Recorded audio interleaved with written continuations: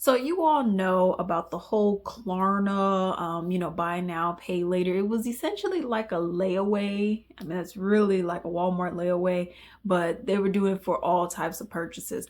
So I first saw it because I never really used Klarna. Well, I never used it at all, but I've seen it like when you're about to go and purchase, let's say some shoes. Oh, they have an afterpay, and I'm like, I'll just go and pay for it now and call it a day. But anyways, you have that for certain things. What came in the news that made it so popular was the fact that they had it for it was DoorDash. And like you could DoorDash your food. So not only are you not leaving your house for whatever the reason may be, a lot of people just lazy. So not only are you not leaving the house to go and get your food, you're paying for delivery, and then you're using Klarna to do like an afterpay for, I don't know, your Chipotle, which I've never eaten anyway, but your Chipotle bowls or whatever, right? But now apparently people are not paying that. And you may say, well, what do you mean? So people are using DoorDash to go and get the food so they don't have to leave the house. Then they get the food and they use Klarna Afterpay, make, monthly payment installations. Then they use that and then they tell Klarna, thanks for the money. They're not paid back. I don't agree with it. You even have Klarna who was offering like for you to afterpay a hot dog from Costco. It's like a hundred. It's like $1.50, something like that, $1.50 or whatever for a Costco hot dog, which I think Sam's is better, honestly. But okay, so I'm like, all right, we're Klarner. Are we Klarnering? $1.50 purchase. If you can't do that, maybe you gotta go to food bank. I'm sorry. At that point, I mean $1.50. And the hot dogs are, they're a decent size. I mean, you get two of them for $3 and now you're good for the day. I mean, if we're gonna keep it real, so I'm just like, why are we doing that? And can we also talk, side note, can we also talk about Sam's Club and why? I don't know if this is everywhere, but I know it is where I am. Once the new year began for 2025, they discontinued the whole, like how you get your food court and you just walk up there after after you've done making your purchases. You go and walk up there and then you order and then you leave to go home. You can't just walk up there anymore. They've made it so that now you have to go and order online on your phone and then you can go and pick it up. I don't want to do that. Sometimes I'd be like, oh, I'm good. Then I look over, I'm like, a frozen yogurt. Maybe that doesn't sound too bad. Let me go ahead and get me one. Now I gotta go, okay, let me go to the app. Let me go and put my card information because I don't want to save my card. So now I gotta go and pull my card out when I could have just went up here. No cash. I said, oh, okay. Yeah, deuces. I think I'm a little done with y'all, so I'm not even messing with them anymore. But anyways, so you have people over here doing the Klarna. They're not paying. Now Klarna is filing for bankruptcy because they were trying to help people out, and now y'all not paying y'all bills. I'm not going to pretend like, oh, well, I have no debt and da da da da. I've never missed a payment for anything that I've had, whether it be rent, whether it be mortgage, gas, electric, car payments, cell phones, none of that. Y'all get on that Mint Mobile. Okay, I got the Mint Mobile. That thing's amazing. But with anything, I've never missed a payment. I'm not gonna make it seem like, ooh, I'm just okay. I'm not gonna make it seem like I'm doing all that because I'm not, child. Okay, but with that being said, I'm not missing payments. Y'all missing 33-cent payments on a hot dog? Y'all missing, I mean, if your order was $30, what are they charging you a month? $2? You're not paying $2. And with Klarna, that's also another thing. I can understand if there were certain purchases that they'll allow, like once you use your credit card, you could do like an afterpay. They partner with Klarna or something. And they'll be like, okay, you could Afterpay, or you could do this one in payment installs. You have $100 grocery bill. Only about $50 of that was actually groceries. And the rest of it was clothes and whatever. And you could Klarna that. Okay. Or stuff, certain things at Home Depot. Okay. Or whatever the case may be. But when I go and see that y'all Klarnering, Shein clothes, Victoria's Secret, Bath and Body Works, y'all got a new keyboard. Ooh, I want to get a new phone. Let me Klarna that. Chipotle bowls, Longhorns, Taco Bell, McDonald's, Dairy Queen, Sonic, Qdoba, Einstein Brothers. And I know people are like, oh, well, what's the difference between that and using a credit card? The credit card, at least it's already taken out, of whatever balance you had. It's already taken out. And then they're going to give you a monthly thing. Klarna's like, okay, there's 0 interest. Just pay us back. And y'all said, the credit card, there's interest. And y'all over here, that's if y'all not letting that stuff roll over. But y'all over here like, oh, no interest. Well, I guess that means it's free, huh? Now y'all got the people going bankrupt. Y'all, child. Let's go ahead and take a look at these videos. Right now, you've got a shopping cart somewhere online and you are about to hit buy now, pay later. More and more of you are doing this. And is that a problem for the economy? It turns out that sometimes people are stacking loans, meaning they have like multiple Affirm, Klarna, Shopify, whatever out there on top of their credit card debt. And that is phantom debt. Economists don't really know how much of it is out there in the economy for a variety of reasons. This week on The Assignment, I've been talking to the CEO of Klarna. Check it out. When I learned you could basically Klarna your DoorDash burrito, I was like, that seems unwise. Like, why even offer that option? Yes, and that is unwise. I would not recommend anyone to put a burrito on buy now, pay later, for clarity. But it is also partially because Klarna in the US has become very associated with buy now, pay later. So when US consumers think about us, they think about buy now, pay later. But if you look at Klarna in Europe, we are an equivalent of PayPal. So we offer both debit-based payments, where you pay the full amount upfront, and we offer credit-based payments, where you pay in installments or even finance like bigger ticket items for longer periods of time. And obviously, we have realized that in the US, there's an opportunity to offer a better debit solution as well, where people can pay the full amount. And that's what we have done with DoorDash and others. When you think back to that 23-year-old, could he or would he have used Klarna? Because when I think back to when I was 23, I can actually remember going to an ATM and there being so little there that, like, I had whatever threshold there was, like, I couldn't take money out. And boy, did that impact my choices and how I did spending. Right now, that wouldn't have happened to me. No, that's totally right. But I also remember when I used to go on the train and I didn't have any money on my debit card, and I would be able to swipe it because the card readers at that point in time weren't connected. And I would end up with an overdraft fee that was twice the price of the ticket.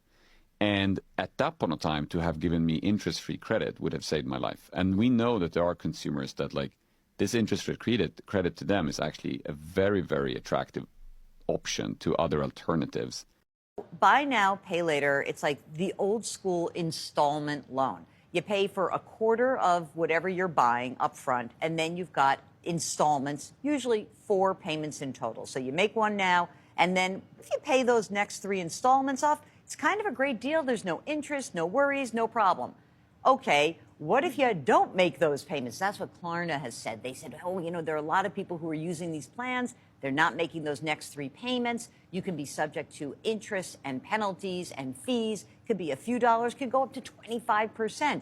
So I think that a lot of people like the idea of buy now, pay later, but essentially it is the same trap we often can get into with credit cards. We can spend more than we intend to, and we can actually see fees if we're not paying these off on time.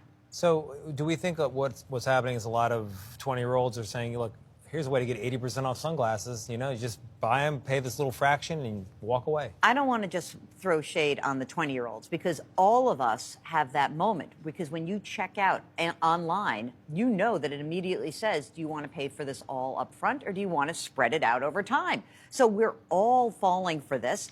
I think the problem is, as always, that if we look back 5 years, we went through this COVID crisis, we built up our savings, the economy reopened, we spent through all those savings, and people still want to spend. Yeah. And credit cards and buy now, pay later plans, they allow you to spend freely, but with a huge catch. You are going to get spanked if you can't pay these loans back. Not Klarna going broke because y'all won't pay them back. Loan company Klarna is reporting that they are suffering major losses due to customers not repaying back their loans. Klarna, which is a buy now, pay later company, says that the first quarter of the year, January to March, they've acquired a loss of $99 million, bringing their total loss to $136 million. The company says that this is a 17% year-on-year increase. And according to a survey conducted by the Lending Tree, 41% of buy now, pay later customers say they repay their loans late. A lot of the customers take out loans to pay for groceries, the survey found. And here I thought the big recession indicator was Klarna allowing people to pay for their DoorDash using their service. Like, bruh, this is actually really unfortunate because it goes to show you that times really are hard for a lot of people right now. But that's still not an excuse, though, to abuse a system that was meant to help people. Now they're going to be even more strict about who's allowed to sign up for these buy now, pay later programs. And then you're liable for that owed money, too, because what ends up happening is when Klarna or Afterpay can't get a hold of you, they just end up sending your debt off to a collections agency, which can and will affect your credit. But I'm assuming the type of people that just conveniently keep missing those payments don't really care about that. Klarna being a recession indicator was not on my bingo card, but look where we are. Klarna just announced recently that they're about to file bankruptcy because no one is paying their Klarna bills, and this is a surprise to nobody. In this case, I don't think the blame lies with us, the consumers, when these bills aren't being paid. It's an indicator of the broader economy being trash right now. Wages are not rising, they're stagnant. People are getting laid off left and right, and the cost of everything is going up. So is it really our fault if in order to buy groceries, we need to put it on Klarna? Is it our fault that ticket prices to concerts that we want to go to are so high that we need to rely on Klarna? My opinion is no, it's not our fault. Right now, Klarna has over $100 million in unpaid debt. What's going to happen from here? Who knows? But for us or B&U, if you do have a payment plan that is unpaid, on the Klarna website, it does say that they can turn the unpaid balance over to collections, which could be hurtful to your credit score. So that's one reason to try to clear that balance as soon as you can. But my overall call is to lawmakers. Do you see us? Do you see what's happening? Do you see what's occurring? We have no money. There is no money. Klarna is a textbook scenario that proves that you shouldn't let people borrow money. And the bottom line to it is people are borrowing money and they're supposed to pay it back later. They ain't paying it back, y'all. Klarna is $179 million in the hole. And I ain't even talking about big transactions. It's transactions like going to Dunkin' Donuts. Transactions like going to get something to eat or using Uber, Lyft or something like that. People not paying it back. So even at $3.50, $20, $100, people will not pay back money. So this is what I want you to do. I don't want you to let anybody borrow any money anymore unless they've already paid you back. But from here on out, we're not letting people borrow money, y'all, because they won't pay you back. And then you'll look up and they'll be at the Beyonce concert. They'll be at the club.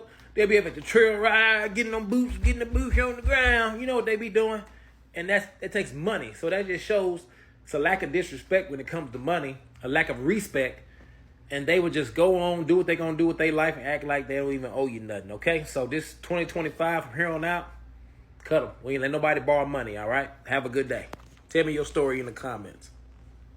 Fam says, how does this show up in your credit if you never put your Social Security unless you try to pay for 6 months or finance? I don't know if they did or if they're about to or what the case is, but on their site, it says, does Klarna report to credit bureaus? Yes, Klarna shares information about loans and your repayment activity for the monthly pay over time product.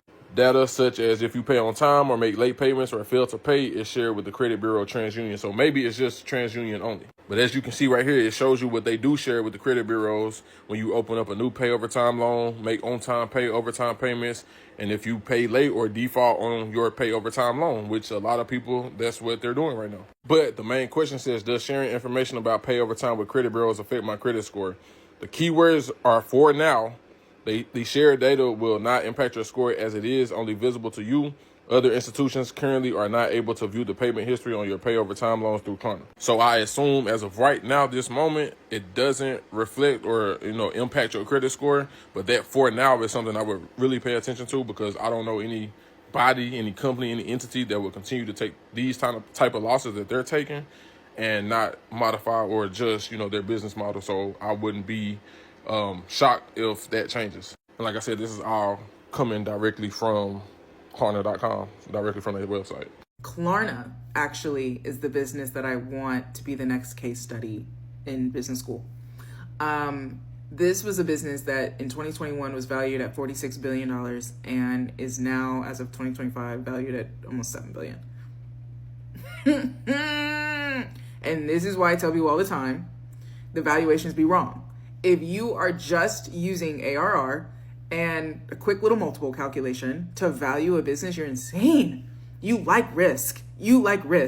Okay? Because there's no way you're not factoring in everything else. Some economic uncertainties, some, competitions entering into the marketplace. Like, the fact that people just be like running with those two little numbers is insane to me. And they always come back and regret it. Okay? But here we are, right? Klarna is also the company that laid off 800 people in 2022 and is now trying to walk that back because they tried to replace customer service people with AI agents. Which we all knew. The class knew this wasn't going to work. The class already knew. For some reason, the CEO didn't, but this is also the CEO who decided that he was going to deliver the quarter earnings via YouTube with an AI robot. So, you know what? Honestly, kudos. He's having a time. He's having a time with this company. He's just trying new things, seeing what sticks, seeing what doesn't work. He's having a time. He's having his way. So I can't be mad. But I'm also not invested in that organization. I can't imagine how the investors feel right now. They also posted insane losses this last quarter, to the tune of almost $100 million, which is double what it was last year. So insane. But they did hit 100 million users on the app. The people just don't pay their bills. So we'll see. Do you consider services like Klarna, Affirm, Afterpay, and all the others to be beneficial, or are they the opposite? Because now I'm conflicted. I'm like, on one hand, it can be better than credit cards because you don't have to pay the interest and fees and stuff like that. But on the other hand, if you start missing payments, they're going to charge you some fees. And it cannot be beneficial. I'm so conflicted because it seems like every few months they're coming out with a new option to pay in for. Or a new option to be able to afford something that I couldn't before. And yeah, I can buy it now, but what about next month when I got to pay the installment loans? It makes me think about the whole Coachella situation. Over 60% of people bought their Coachella tickets on buy now, pay later options. And then you see stuff come out like Klarna saying we lost over $100 million because people ain't paying us back. Is that a sign that people don't want to pay them back or that they can't? So let me know what you think. Do you think these options are a good idea? Or are we just kicking the can down the road? I don't know. I'm trying to figure it out. I really need to stay the hell off of TikTok. So it's bad enough we got Klarna, Afterpay, Acima, Affirm, all that other shit to help with stuff we need around the house, like furniture, clothes, shoes, groceries, whatever, right? Why I just found out they have a motherfucking app to help us pay our bills. Now, mind you, I just got my text, so all my bills are caught up. But I gotta pay my tag out for my vehicle. Mind you, I stay in Mississippi and I stay in the country area, so I don't have to pay my sanitation bill every month. I got the option to pay it once a year or whenever. Right now, I owe $455 and I don't want to pay it. Now, I can use my credit card, but I don't want to because I just paid two of them down. And just for my mother freaking tag on the 2021 is $305. So I'm this close to using this app to pay my tag and my what's called a bill. But I don't want them to run my credit. Like a South Pool, maybe okay, but I just saying, well, I had got my kids twin beds off a SEMA, a firm, and I just seen that was on my credit. But I had like 6, 7 different payments, so I guess depending on how many payments you have, it reports to your credit. But if it's under like 3 months, I guess they don't report. Somebody tell me no, I'm this close.